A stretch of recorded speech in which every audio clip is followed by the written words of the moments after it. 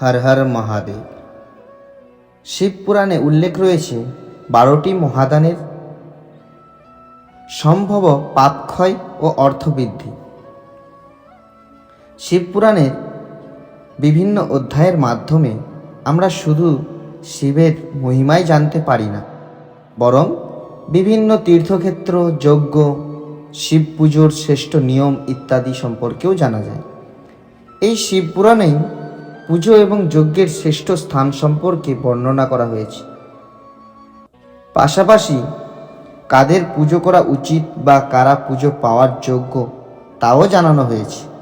আবার দানের গুরুত্ব, কাকে দান করা উচিত, কোন দানের ফলে ব্যক্তি পুণ্য অর্জন করতে পারে, সে সবই এই পুরাণে উল্লিখিত রয়েছে। এখানে জেনে নেওয়া যাক কোন ব্যক্তি পুজোর যোগ্য এবং কাকে কি দান করলে ব্যক্তি সুফল পেতে পারে। পুজো ও দানের যোগ্য কারা? 1. তপনিষ্ঠ যোগী ও জ্ঞাননিষ্ঠ যোগীর পুজো করা উচিত, কারণ এরা পাপ নাশের কারণ হন। 2.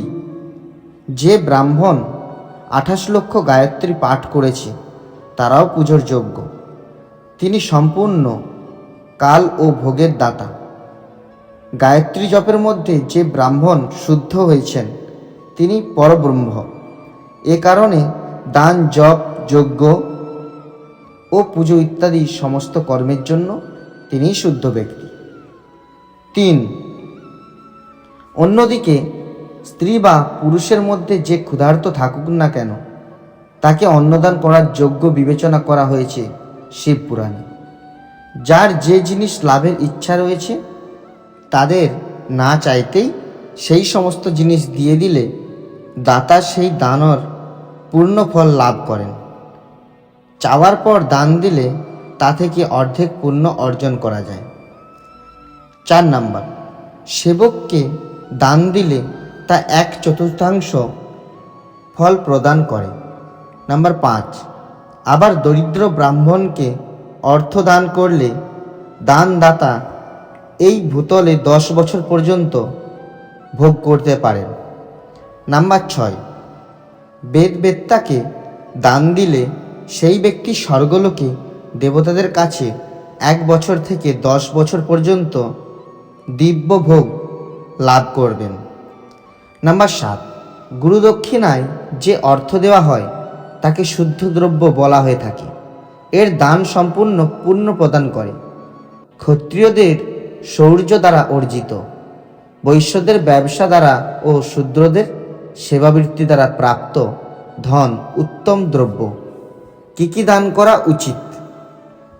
গরু, ভূমি, তিল, সোনা, ঘি, বস্ত্র, ধান্য, গুড়, রূপো, নুন, কুমড়ো ও কন্যা, এই 12টি দান করা উচিত। এই দান করলে কোনো পুণ্য অর্জন করা যায় জেনে নিন। 1. গোদান করলে সমস্ত পাপ নষ্ট হয় এবং পুণ্যকর্মে বৃদ্ধি সম্ভব। ভূমি দান করলে পরলোকে আশ্রয় লাভ করা যায়। 3. তিল দান শক্তি প্রদান করে ও মৃত্যু নিবারণ করে। 4. শিবপুরাণ মতে সুবর্ণ দান বীর্যদায়ক ও ঘিয়ের দান পুষ্টিকারক হয়। 5. বস্ত্র দান করলে আয়ু বৃদ্ধি পায়। 6. ধান দান করলে অন্ন ও ধন সমৃদ্ধি বৃদ্ধি পায়। 7. গুড় দান করলে ব্যক্তি মধুর ভোজন প্রাপ্ত করতে পারে। 8. রূপো দান করলে বীর্য বৃদ্ধি পায়। 9. নুন দান করলে ষড়শ ভোজন লাভ করা যায়। 10. কুমড়োর দানকে পুষ্টিদায়ক মনে করা হয়। 11. কন্যা দান করলে আজীবন ভোগ অর্জন করা যায়। এছাড়াও যে বস্তুর দ্বারা শ্রবণ ইত্যাদি করলে ইন্দ্রিয় তৃপ্ত হয় সেগুলি সর্বদা দান করা উচিত। বেদ ও শাস্ত্র গুরুমুখের মাধ্যমে গ্রহণ করে কর্মের ফল অবশ্যই লাভ করতে পারবেন। একেই উচ্চ পর্যায়ের অস্তিকতা বলা হয়। ভাই, বন্ধু বা রাজার ভয়ে যে অস্তিকতা হয় তা নিম্ন শ্রেণীর। যে ব্যক্তির অর্থাভাব জর্জরিত তারা নিজের বাণী ও কর্ম দ্বারাই পুজো করুন। তীর্থযাত্রা ও ব্রত পালন করাকে শারীরিক পুজো মনে করা হয়।